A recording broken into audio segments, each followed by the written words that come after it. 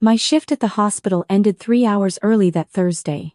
A scheduling mix-up, my charge nurse said, apologetic, sending me home with a tired smile. I remember thinking it was a gift, a rare Thursday afternoon to myself, maybe a bath, maybe the novel collecting dust on my nightstand.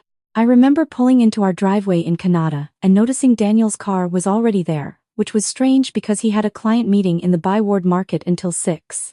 I remember none of those small thoughts mattering after I opened the front door.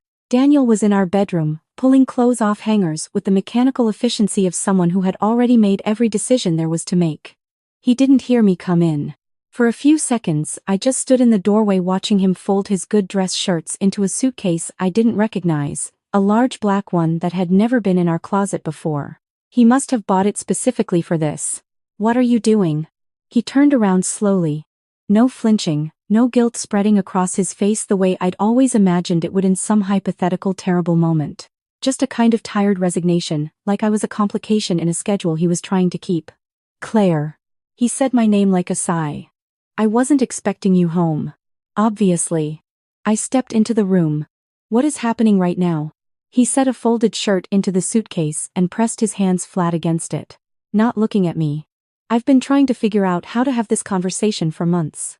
I'm sorry it's happening like this." I looked at the suitcase, at the half-empty closet, at the framed photo of our family at Algonquin Park still sitting on his dresser where he apparently hadn't bothered to take it or even turn it face down. Lucas at 12, gap-toothed, holding a fishing rod. Me squinting into the sun. Daniel with his arm around my shoulder, grinning. "Are you leaving me?" It wasn't really a question by the time it came out. "I need you to understand that this doesn't change how I feel about Lucas. He's still my son. That part doesn't change." "Is there someone else?" The pause before he answered was exactly long enough to tell me everything. "There are things I haven't been honest about," he said. "For a while now." I sat down on the edge of the bed, the room felt tilted. Outside in the hallway, I heard the distinct sound of a chair scraping across the hardwood in Lucas's room, the creak of floorboards. The particular rhythm of my 15-year-old moving around. He was home from school already. Of course he was. He'd been coming straight home every day since September. Which I'd thought was because of his new interest in building computers, all those components laid out carefully on his desk, all those YouTube tutorials running on his second monitor. "Lucas is home," I said. "I know." Daniel zipped the main compartment of the suitcase. "I'll call him tonight. Once I'm settled." "Settled where?"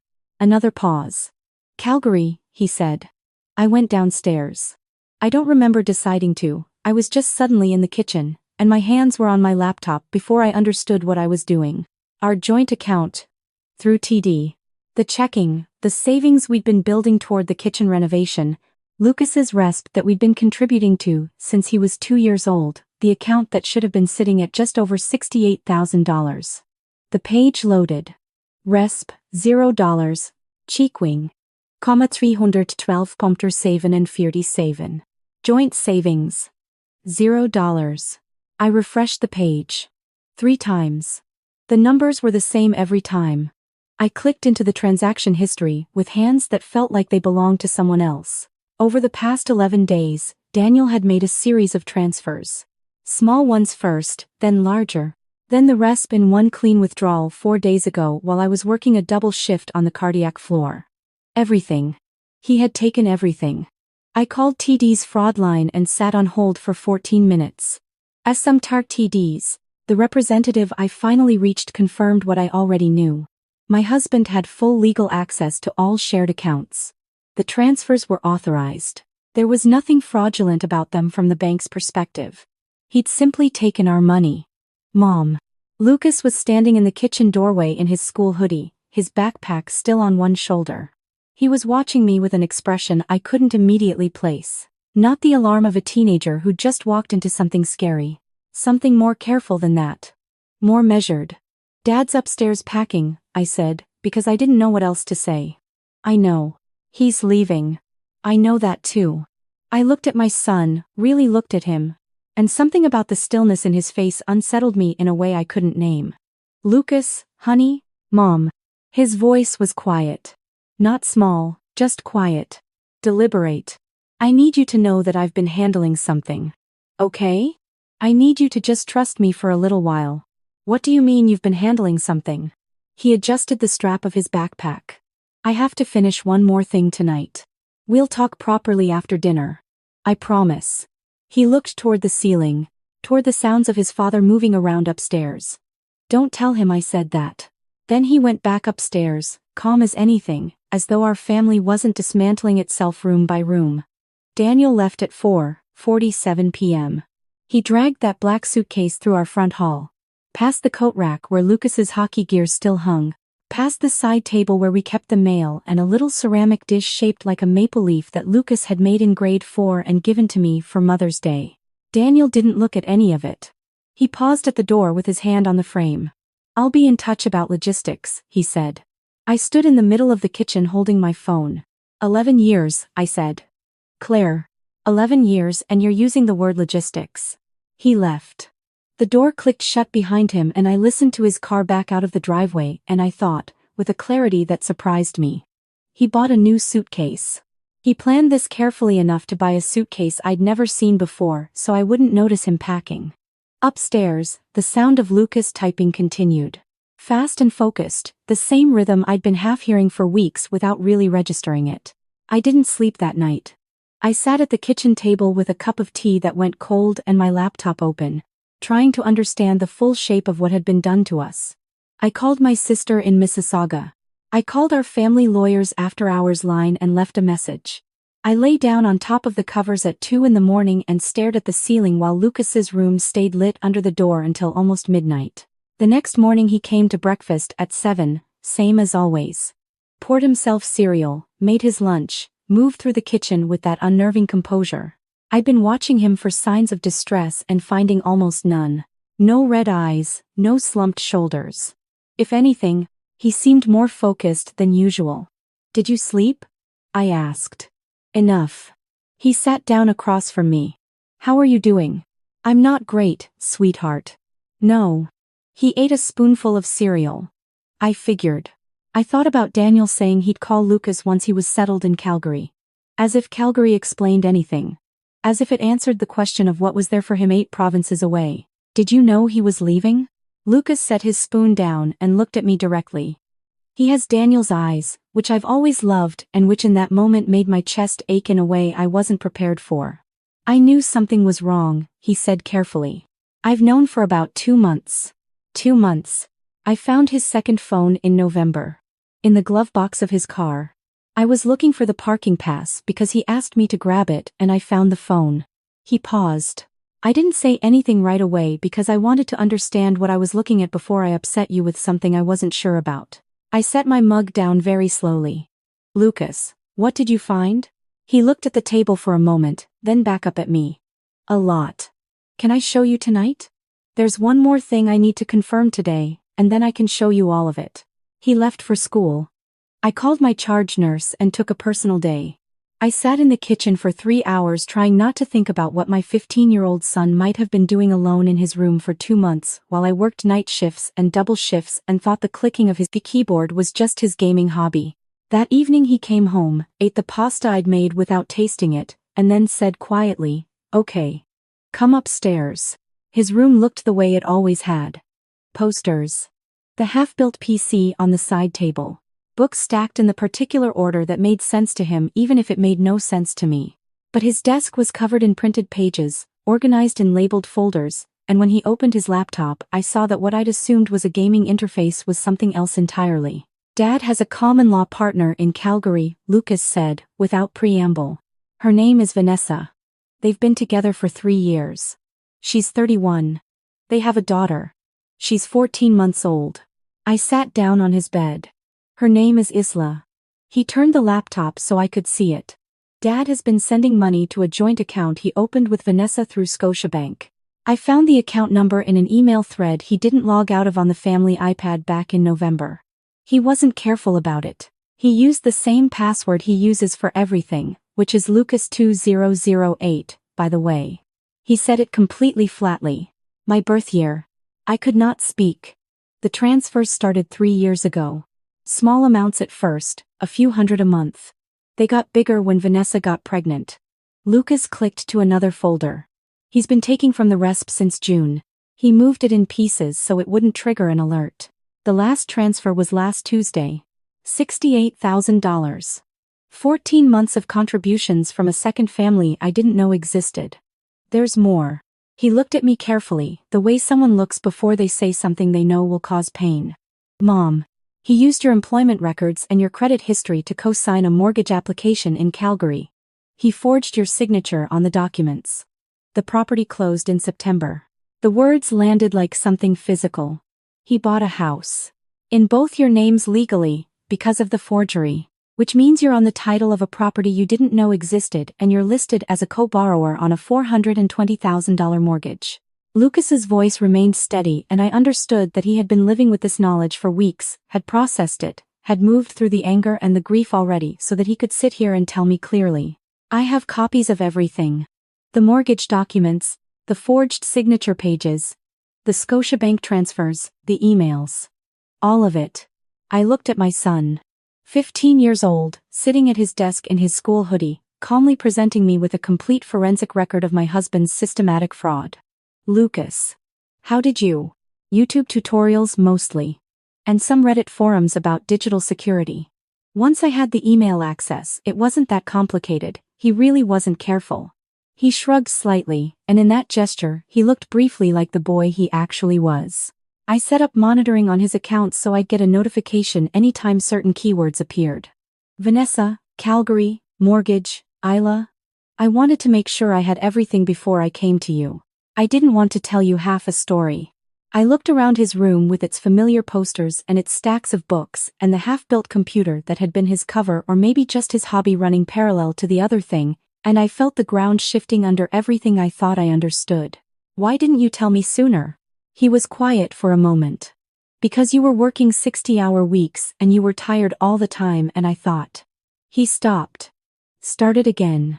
I thought if I could figure out the full picture first, I could make sure you were protected before he did anything. I was trying to stay ahead of it. He looked at the folders on his desk. I almost had it all contained. I was going to present you with a plan, not just a problem. I stared at my son. I'm not angry, Mom, he said, and his voice was so even, so decided. Anger is for people who didn't see it coming. I saw it coming. That night I called my lawyer. A real call, not a voicemail. She stayed on the phone with me for an hour, and when I described what Lucas had documented, she was very quiet for a moment before saying, Claire, if what your son found is accurate, your husband has committed mortgage fraud, identity fraud, and potentially tax fraud through those undeclared transfers. This isn't a divorce file. This is a criminal matter. I slept 5 hours and woke up to a text from Daniel. Hope you're okay. I know this is hard. We'll figure out the logistics when you're ready. Lucas was already awake. I could hear him in his room. 3 days later, Daniel called. I was folding laundry in the bedroom when his name came up on my screen. My first instinct was to let it go to voicemail. My second instinct, which surprised me, was to answer. Claire. His voice sounded different. Tighter. Less certain than the man who had packed his suitcase and said the word logistics. Something's happening. My Scotiabank account is frozen. They're telling me there's a fraud review pending. I sat down on the edge of the bed. That's strange, I said. And my mortgage broker called this morning. Apparently, there are flags on the Calgary property. Someone filed a complaint with the Financial Services Regulatory Authority of Ontario about forged documentation on a mortgage application. He was speaking faster than usual. Claire, this is serious. If someone has filed a formal complaint, it could trigger a full investigation. It could affect my license. Lucas appeared in the doorway. He was in his pajamas, holding a glass of water, and he looked at me with a question in his eyes. I held the phone out slightly, and he walked in and sat beside me on the bed, close enough to hear. I don't know what to tell you, Daniel. I need to know if you filed something. If you went to a lawyer, why would I file something about a mortgage I didn't know existed? A long pause. What do you mean you didn't know? On a property in Calgary. In my name, apparently. With my forged signature, I kept my voice level, the way I'd kept it for 2 days while I spoke to my lawyer. While I gathered documents. While I did the things that needed doing. I found out about that this week. along with quite a few other things. The silence on his end went on long enough that Lucas glanced at me. Claire. His voice had changed completely. The tightness replaced by something closer to fear. I can explain the Calgary situation. It's more complicated than it looks. Vanessa needed there was a window with the interest rates and I thought I could manage it without involving you and without involving me. I said it quietly. On a mortgage in my name. I was going to tell you. I was planning to refinance in the spring and remove you from the title. You never would have had to deal with the paperwork. Daniel. Lucas reached over and gently took the phone from my hand. He held it to his ear, and when he spoke his voice was completely calm. Hi. It's Lucas. The sound that came from the phone was unmistakable. Relief, immediate and profound. His son's voice, something familiar, and safe in whatever he was standing in the middle of. Hey, buddy. Listen, I've been meaning to call you. I'm so sorry about how all of this. I know about Vanessa, Lucas said. I know about Isla. I know about the mortgage and the forged signature on the documents, and the RESP transfers and the Scotia bank account you've been using for 3 years. He paused. I've known for about 8 weeks. Silence. Lucas. I've been monitoring your accounts since November. Not all of your accounts. The ones connected to us. His voice didn't waver. I have copies of everything. The transfer records, the email threads, the mortgage application with Mom's signature on it. You're 15 years old. Daniel's voice was stunned. How could you possibly? You weren't very careful. You used the same password for your email as you use for everything else. A beat. I'm not going to tell you what to do. But I want you to understand that everything is documented. Every transfer. Every email. Every decision you made over 3 years. And I want you to understand that Mom has a very good lawyer and those documents are going to be used. Lucas, I love you. I love your mother. I never wanted any of this to get to this point. You stole my education fund, Lucas said. His tone didn't change, didn't crack, didn't rise. It stayed exactly where it was. You took money that was mine since I was 2 years old and you used it to build a life with someone else. And then you forged Mom's signature on a legal document. He took a breath. I don't want you to be sorry. I want you to be accountable. I heard Daniel make a sound I didn't have a word for. I'm living in a hotel right now, he said. His voice had gone hollow.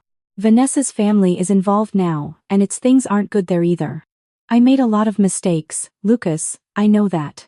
But I need you to understand that I still love both of you more than— I know you love us, Lucas said. I think you just love yourself more. He glanced at me. Mom's going to take the phone back now. I hope you figure things out. Then he held the phone out to me and sat quietly while I finished the conversation. When I hung up, neither of us said anything for a moment. You okay? I asked finally. Yes. He stood up and set his water glass on the nightstand. Are you? I don't know yet. He nodded, like that was a fair and complete answer. Get some sleep, Mom. The lawyer stuff starts tomorrow. You need to be sharp. He went to bed. I stayed in the room listening to the house settle around me. Outside, Ottawa was moving through the particular cold of a January night, and somewhere in Calgary, my husband was in a hotel room with the consequences of 3 years of careful, deliberate dishonesty, and my son, my 15-year-old son, had just looked at all of it without flinching. The following weeks were not simple. Nothing about the legal process is simple, and I won't pretend otherwise. My lawyer filed for divorce and simultaneously worked with me on the criminal fraud complaint to the RCMP. The mortgage situation took 3 months to fully untangle. There were affidavits and financial disclosures and a forensic accountant who went through 6 years of our joint finances and found 2 other small accounts Daniel had been siphoning from. Accounts I hadn't even known to look for. Lucas turned over every document he'd compiled, organized by date and category, annotated with sources. The forensic accountant told me it was more thorough than some of the documentation he received from professional investigators. Your son is remarkable, my lawyer said to me one afternoon after a meeting where Lucas had sat quietly answering questions about his methodology with the patience of someone twice his age. I know, I said. Has he thought about law? Or forensic accounting? Or cybersecurity? I laughed, which was the first time I'd laughed in 6 weeks. I took Lucas to see a family therapist named Dr. Okafor, who worked out of a clinic in Nepean. I expected him to resist, the way 15-year-old boys often resist the idea of talking to strangers about their feelings. Instead, he walked in and sat down, and when Dr. Okafor asked him how he was managing everything, Lucas thought about it for a moment and then said, "I feel like I did what needed doing. I don't regret it. But I think I'm tired." Dr. Okafor looked at me and then back at Lucas. "That's an honest answer," she said. "I've been operating at a certain level of alertness for 2 months," Lucas explained. "Watching everything, keeping track, making sure I didn't miss anything. It was a lot to hold on my own." "Why did you hold it on your own?" "Because if I told Mom before I was ready, she would have confronted him and he would have had time to move things around. I needed to have everything locked down first." He paused. "I've been reading about financial fraud cases. In most of them, the victim finds out before the documentation is complete and the fraudster has time to destroy evidence. I didn't want that to happen to us." Dr. Okafor wrote something in her notebook. "Are you angry at your father?" Lucas thought about this for a long time. "I'm disappointed," he said finally.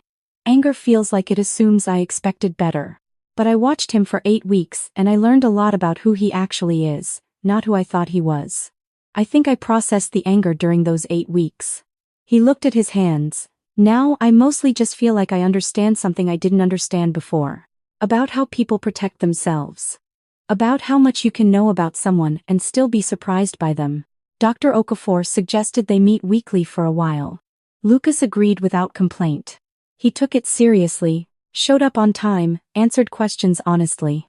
I'd expected to be the one falling apart in those weeks, and to my surprise I wasn't, not completely, because I was too busy watching my son and trying to understand who he was becoming. Daniel was charged with mortgage fraud and identity theft in March.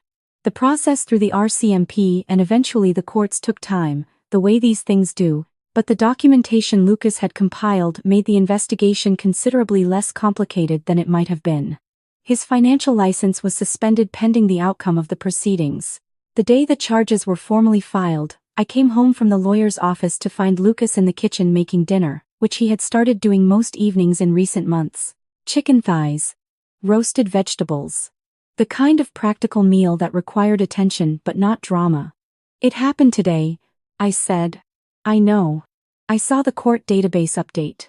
He didn't look up from the stove. "How do you feel?" "I feel like I sat down at the kitchen table. I feel like it's the right outcome and also like it doesn't fix what's broken." He turned down the heat and turned around to look at me. "Nothing is going to fix what's broken," he said, simply and without cruelty. "But you can build something that isn't broken in the same way. That's different."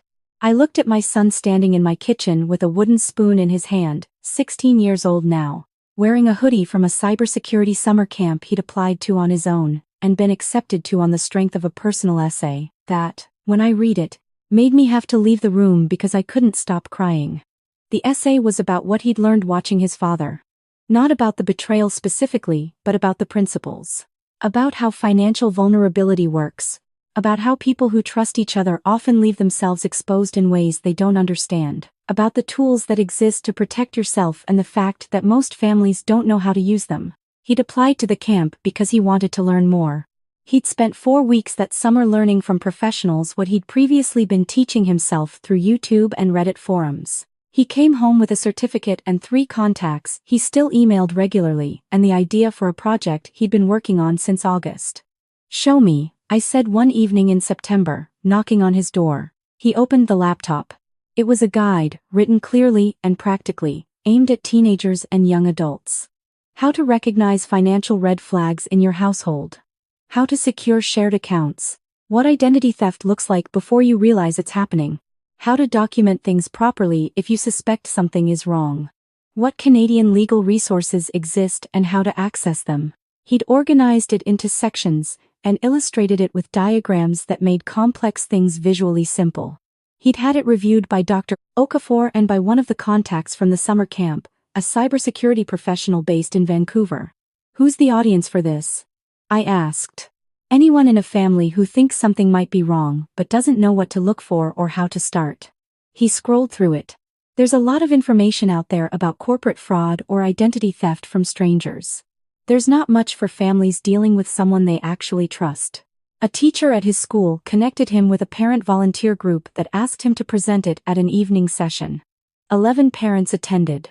3 of them stayed afterward to ask him questions. 2 of them followed up by email the following week with specific situations they needed help understanding. He helped them. He did it carefully, within the limits of what he knew, and referred anything that needed professional guidance to the appropriate services. He started keeping a folder for these conversations the way he kept folders for everything. I drove him to a Saturday morning presentation he'd been invited to give at a community center in Barhaven, sat in the back row and watched him stand in front of 40 people and explain what his family had been through without self-pity and without drama, just clear and practical and humane. And when someone in the audience raised their hand and said their elderly father had recently signed documents they didn't understand and they were worried, Lucas leaned forward slightly and said, "Okay. Let's talk about what you know so far and what to look for next." He was 16 years old. Driving home after, he was quiet for a while. I let the quiet be.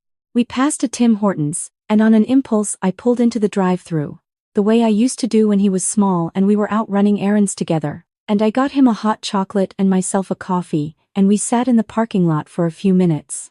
"Are you okay?" I asked. After talking about it again today, he thought about it. He always thought before he answered, which I had come to understand was not a teenage habit but something more fundamental. "Yes," he said. "It's easier to talk about it when I'm talking about it so other people don't have to go through it." He looked out the window at the gray November sky. "Does that make sense?" "It makes complete sense." He nodded, apparently satisfied, and drank his hot chocolate. I had a question I'd been carrying for months, the kind of question you hold until you're sure you can hear the answer. "Do you miss him?" I asked. "Your dad. Do you miss who you thought he was?" Lucas looked at the steam rising from his cup. "I miss who I thought I was when I thought he was that person," he said quietly. "I thought I came from something that turned out not to be real. That part is hard." He paused. "But I think I understand now that who you come from isn't who you are. You build who you are. What happened with Dad is part of what I'm building from. I get to decide what I make with it." I looked at my son and thought about the Thursday afternoon I'd come home early from work and found my husband packing a stranger's suitcase. I thought about the girl I'd been then, standing in the kitchen staring at zeros on a screen, and how certain I was that something had been destroyed. I thought about what Lucas had said, "You can build something that isn't broken in the same way." I finished my coffee. He finished his hot chocolate. We drove home through the first thin snow of the season, the kind that doesn't stick but reminds you it's coming, and inside the house was warm and the lights were on and all of the things I'd thought were lost had turned out to be the beginning of a different story than the one I'd expected to live. A harder one, and a better one, and completely our own. If this story stayed with you, hit the like button and let me know in the comments what moment hit you the hardest. And if you know someone who needs to hear that things can be rebuilt, share this with them. We're the Quiet Bonds. Subscribe and stay close. There are more stories like this one waiting for you.